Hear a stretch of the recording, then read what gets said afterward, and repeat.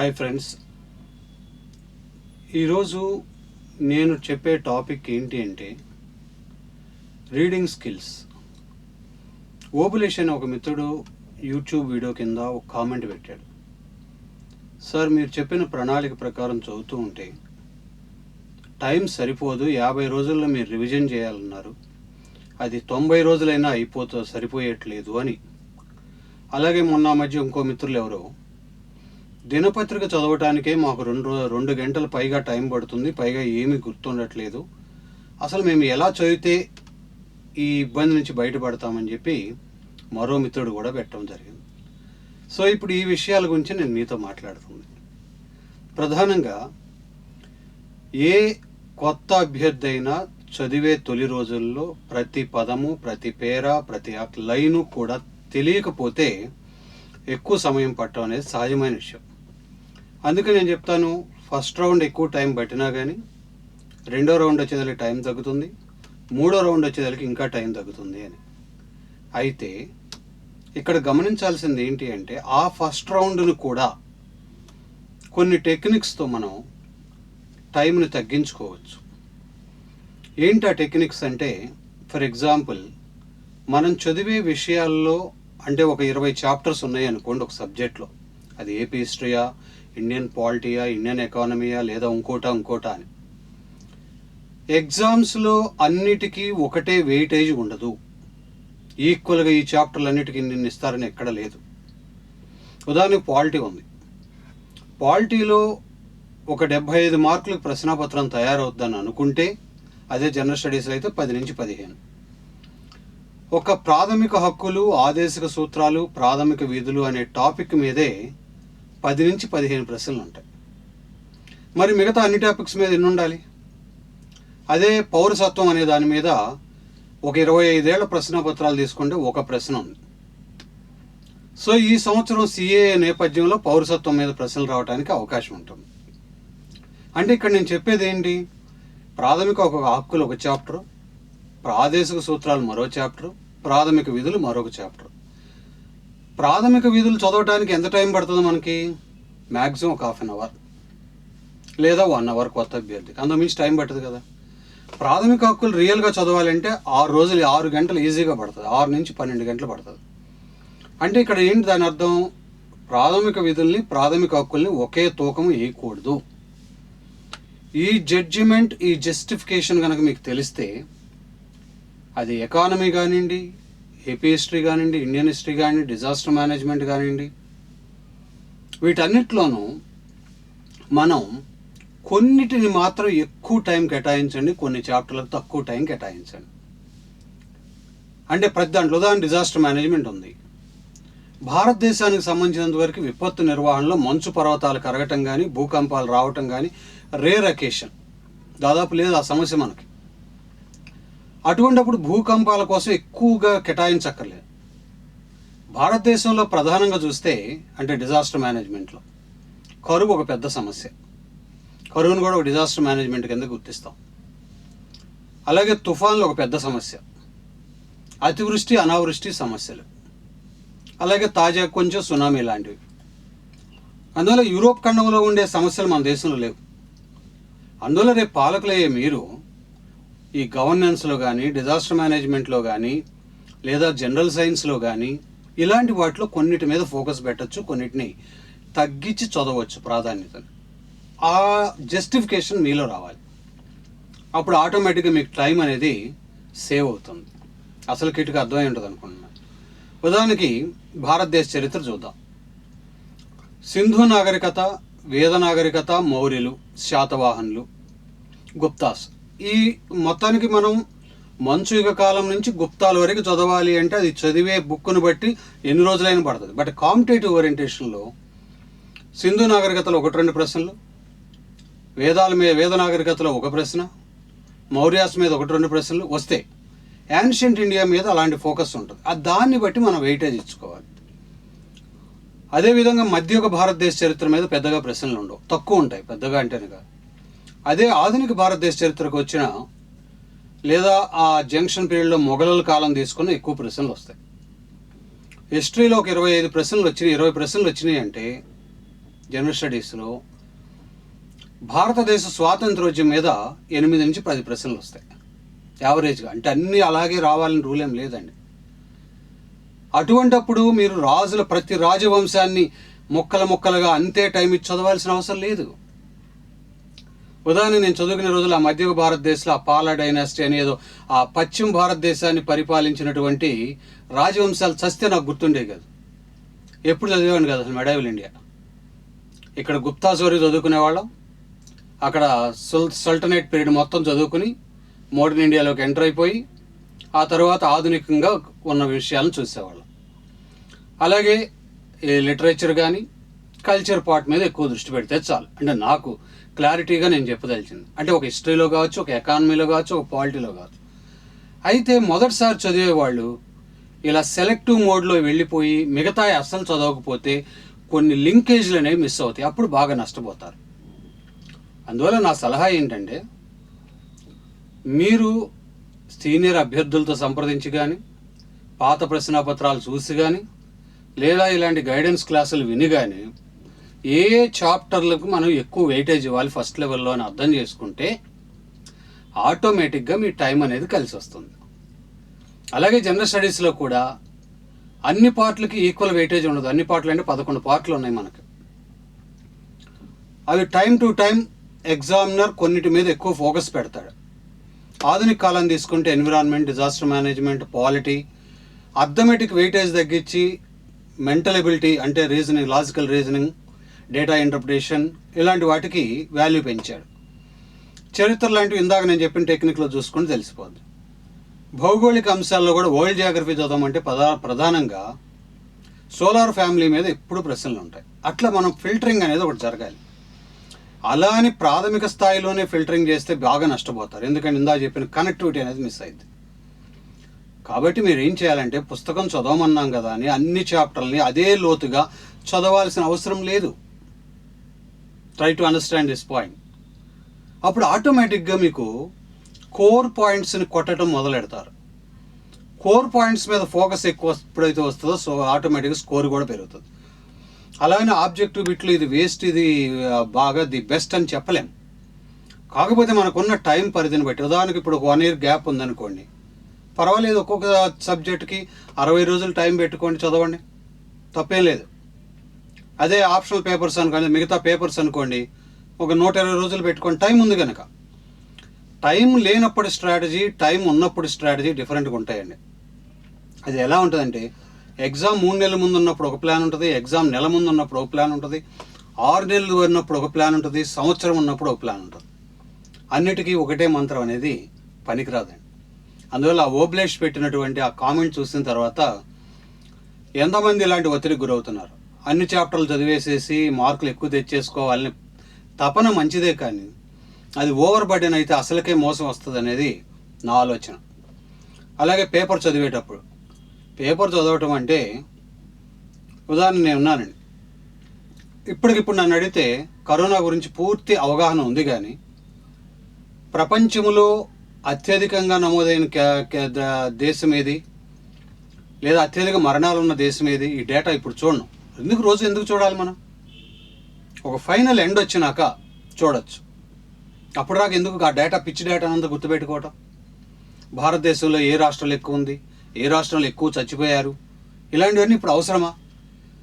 అంటే నేను ఏం చెప్తున్నా అంటే, పేపర్లో ప్రతిదీ ఇవాళే చదవాల్సిన అవసరం లేదు. ఉదాహరణ, మొన్న పోతిరెడ్డిపాడు సంఘర్షణ ఉంది, మొదటి రోజుకు ఒక సమాచారం, ఆ తర్వాత తెలంగాణ వాదన, ఆ తర్వాత ఆంధ్రప్రదేశ్ ప్రభుత్వ వాదన, ఆ తర్వాత కేఆర్ఎంబి వాదన, ఆ తర్వాత ఎపెక్స్ కౌన్సిల్, ఇవన్నీ జరుగుతూ ఉంటాయి క్రోనలాజికల్గా. ఎక్కువ బట్టి పట్టకుండా కాన్సెప్ట్ని కనుక ఒక మైండ్లో పెట్టేసుకుంటే, అది చివరికి వస్తూ ఉన్న కొద్దీ ఒక కన్సాలిడేట్ అయిన తర్వాత అప్పుడు ఫిగర్స్ని గుర్తుపెట్టుకుంటే, బిగినింగ్ ఎప్పుడూ ఉండాలి, అప్పుడు గుర్తుపెట్టుకుంటే చాలా తేలిగ్గా ఎగ్జామ్ ఓరియంటేషన్ మీలో వస్తుంది. అలా కాకుండా ఇవాళ ఆస్ట్రేలియాలో మృతులు, అమెరికాలో మృతులు, లేదా ఫ్రాన్స్లో మృతులు ఇవాళ చదువుతాం, మళ్ళీ రేపు చదువుతాం, ఎల్లుండి చదువుతాం, ఇట్లా అడగడే డే వైజ్గా. అంటే అదే క్లెవర్నెస్ అంటాం.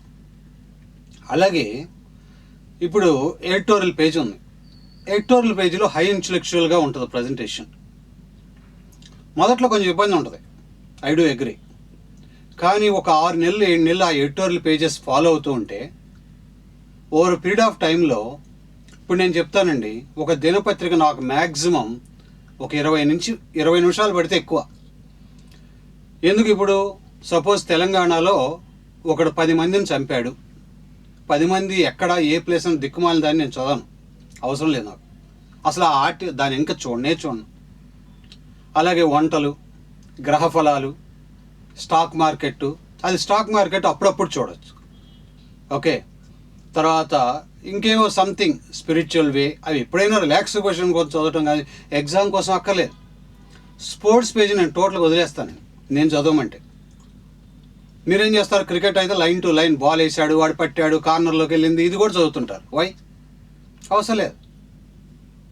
అలాగే పొలిటికల్ సెన్సేషనల్ ఇష్యూస్ కొన్ని రాస్తుంటారు, అవి అవసరం లేదు. ఉదాహరణ, చంద్రబాబు నాయుడు హైదరాబాద్ నుంచి ఆంధ్రప్రదేశ్కి వెళ్ళారు, మధ్యలో కాన్వాయ్లు వచ్చినాయి. Why should we read that article as a competitive aspirant? As a citizen చదువుకొని ఇష్టం వచ్చింది చదువుకు, నాకు అభ్యంతరం లేదు.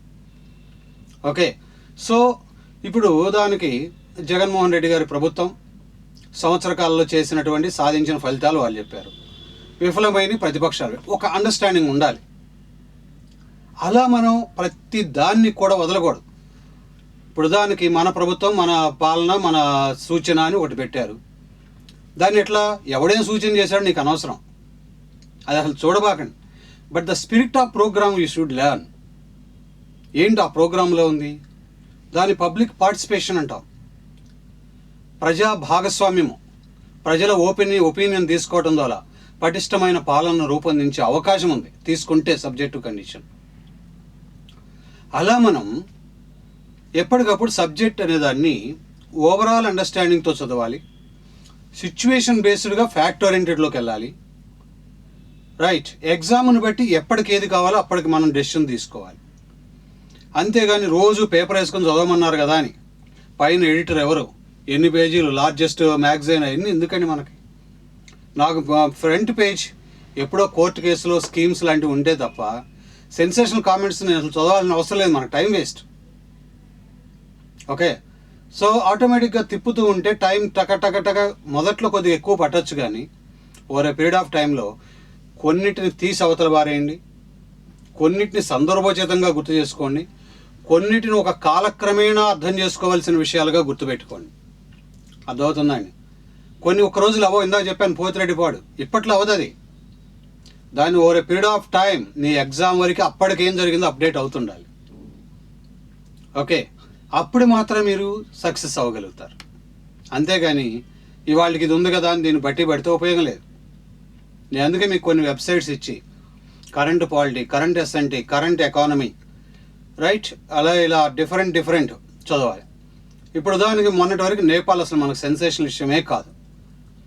ఇప్పుడు తాజాగా మొన్న ఒక ఎపిసోడ్ కూడా చేశాను దాని మీద, విశ్లేషణ 360లో చూడండి. అలాగే వలసలు ఇంతకుముందు మనం పెద్దగా చెప్పుకునేవాళ్ళం కాదు, అంటే ఒక ఎస్ఏ కోసం చెప్పేవాళ్ళం, కానీ ఆబ్జెక్టివ్ ఎగ్జామ్లో పెద్దగా ప్రిపేర్ అయ్యేవాళ్ళం కాదు.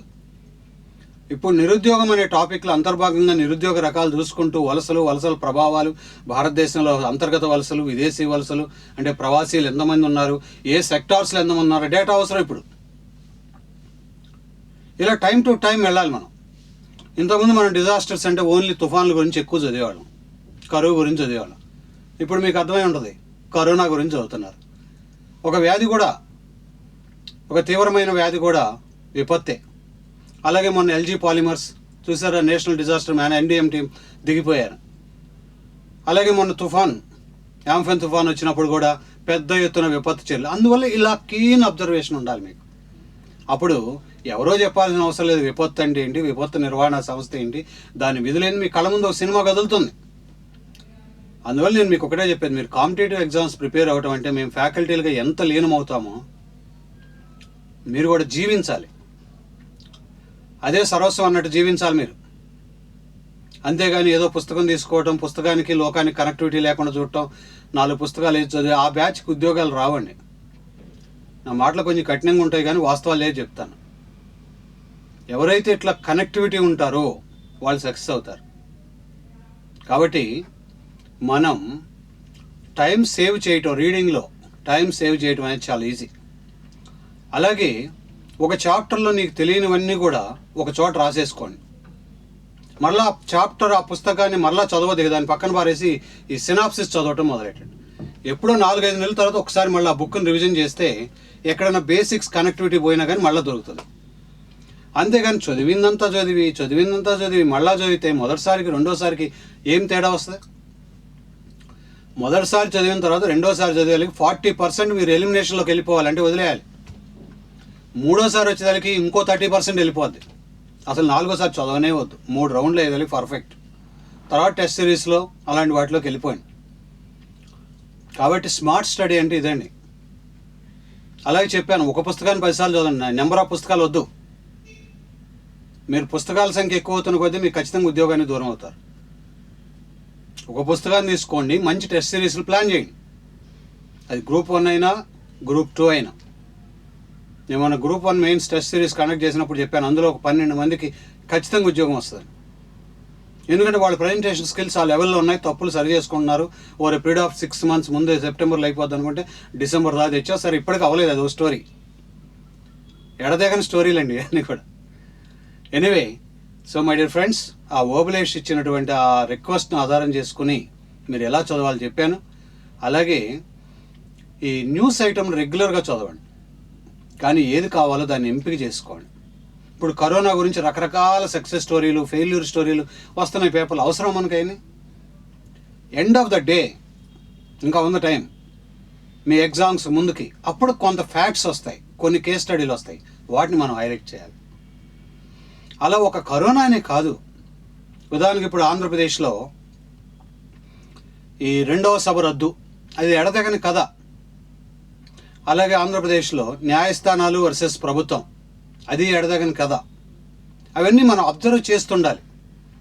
ఉదాహరణ స్టేట్ ఎలక్షన్ కమిషన్ విషయంలో రాజ్యాంగంలో ఏముంది, ప్రభుత్వ నిర్ణయం ఏంటి, ప్రభుత్వం యొక్క వాదనలు ఏంటి, ఇవి తెలుసుకోవాలి. అప్పుడు మీకు ఆటోమేటిక్గా ఆర్టికల్ 243K అనేది, ఇంతకుముందు ఏ రోజు చదువుకునే వాళ్ళు ఇన్ జనరల్గా రాష్ట్ర ఎన్నికల సంఘం, నియామకం, తొలగింపు, విధులు, ఇప్పటివరకు ఎవరు పనిచేశారు, ఎస్సీస్. ఇప్పుడు ఏం చదవాలి? అసలు రాజ్యాంగం యొక్క ఇంటర్ప్రిటేషన్ ఏంటి, ఒక రాజ్యాంగాధికారి పదవిలో ఉండగా పదవిని అతను తొలగే విధంగా రాజ్యాంగ సర్వీస్ రూల్స్ని మార్చొచ్చా, అసలు కాన్స్టిట్యూషన్ ఏం స్పీక్ చేస్తుంది, ఇప్పుడు కొద్దిగా డెప్త్ వెళ్తాడు. ఎందుకు? ఒక ఇన్సిడెంట్ జరిగింది కాబట్టి. అట్లా మనకి ఆ కనెక్టివిటీ అనేది మిస్ కావద్దు.